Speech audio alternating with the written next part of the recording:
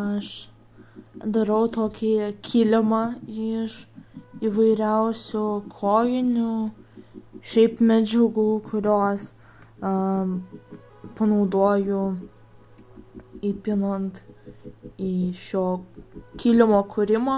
Šiaip realiai bet ką galima pasidaryti naudojant šitą techniką pinimo.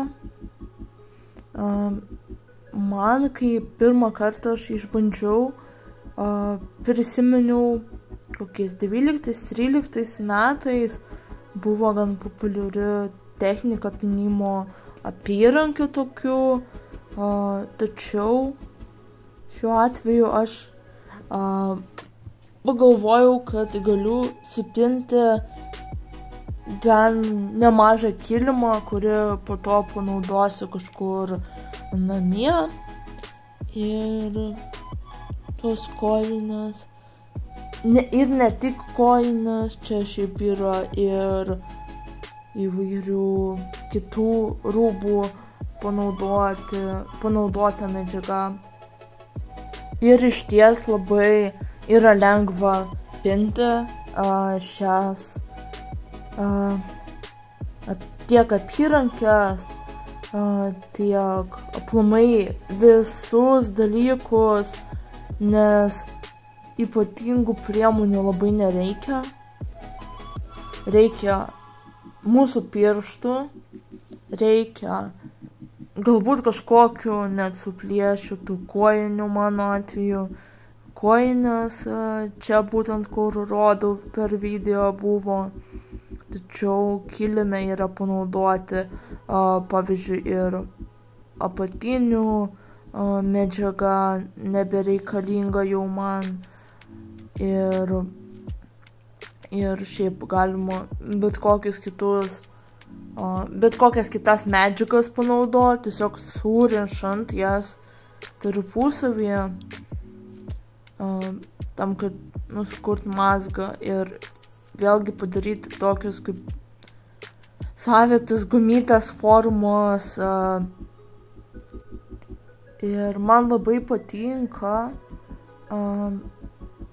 šiaip panaudoti kažkokius senus, nereikalingus daiktus ir netgi kažkokius suplėšytus, sulūžusius daiktus, panaudoti juos,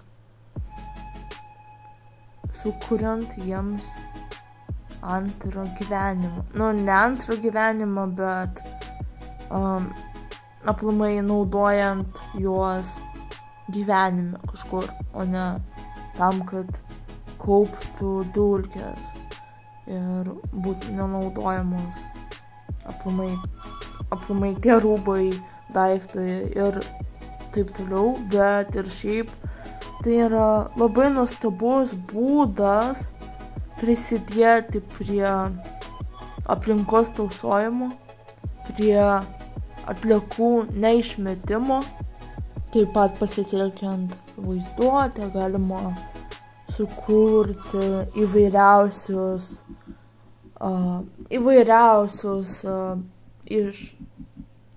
iš šitų medžiagų visokių tekstilės, sukurti įvairius darbus, ko tik galima neprigalvoti išties, nes labai yra universali technika ir tiesiog reikia paimti, reikės 2 pirštų gumyčių padarytų iš įvairiausių medžiagų ir reikės žirklių ir siūlų. Aš naudojau mezgimui siūlus, kuriuos po to įneriau, bet taip pat galima ir šiaip, kad tvirčiau laikytųsi, naudoti adatą. Tai iš pradžių reikia paimti vieną gumytę, ją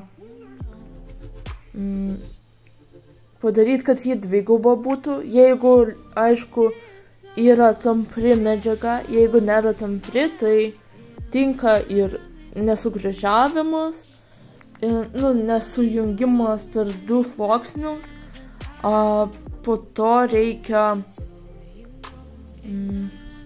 tą pačią pirmą gumytę perkryžiuot ir ant viršau dedam tiesiog paprastą gumytę arba, sujungiant jas į tokias dvi, kad būtų 2, tipo, nežinau kaip paaiškint, bet matėsi video, kaip aš dariau, tai va, ir tada paimi iš pirmos tos, pereina į antrą ir taip visada traukia tiesiog. Ir su laiku labai greitai gaunasi, reikia praktikos kaip ir bet kokiose veiklose. Tai tiesiog labai smagu yra pasitelkti vaizduotę ir sukurti kažką, kas prisidės prie aplinkos tausojimo ir neterš taip labai mūsų gamtos ir šiaip aplinkos. Nes,